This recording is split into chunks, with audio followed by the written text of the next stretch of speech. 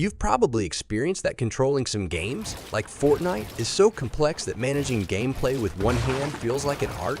The index, middle, and ring fingers are occupied with character movement 90% of the time, and building almost requires piano playing skills.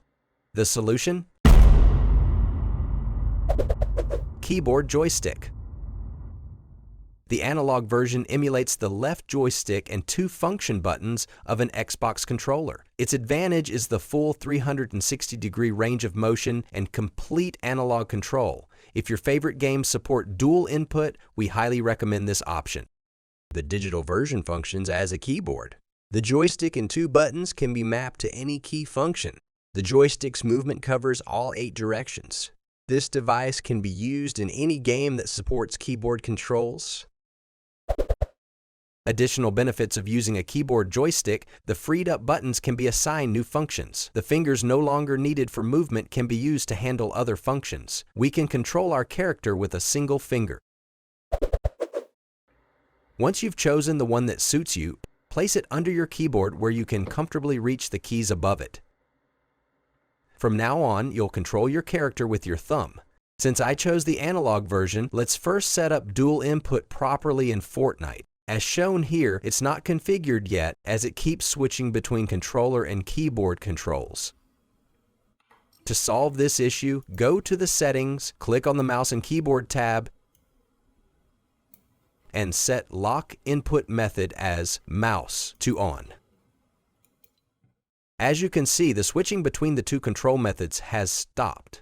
Other games that support dual input handle this automatically, so no manual setup is required. Let's get back to button mappings. Continuing with the Fortnite example, the W, A, S, and D keys are now free. Assign them to weapon slots or building functions, for instance. From now on, you'll have many more fingers available to manage these actions. One of the advantages of the analog stick becomes clear during driving. Maneuvers like gradual acceleration or keeping the vehicle on the road while simultaneously changing the camera view are simply not possible with a keyboard. If you chose the digital version, because mapping flexibility is important to you or your game doesn't support Xbox controllers like Minecraft, then follow these steps. In the game settings, under Controls and then Key Bindings, assign the movement directions to match the arrow keys on your keyboard. Now that the WASD keys are freed up, let's configure them for the item slots. Set up your character's new movement controls in the RMapper program as well. Let's test the controls in the game. As you can see, we're able to move the character in all 8 directions.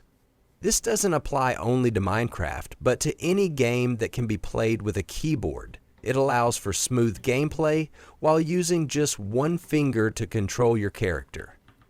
I hope this helped illustrate the advantages of both devices, making it easier for you to decide which one suits your needs best. Have fun gaming. Bye.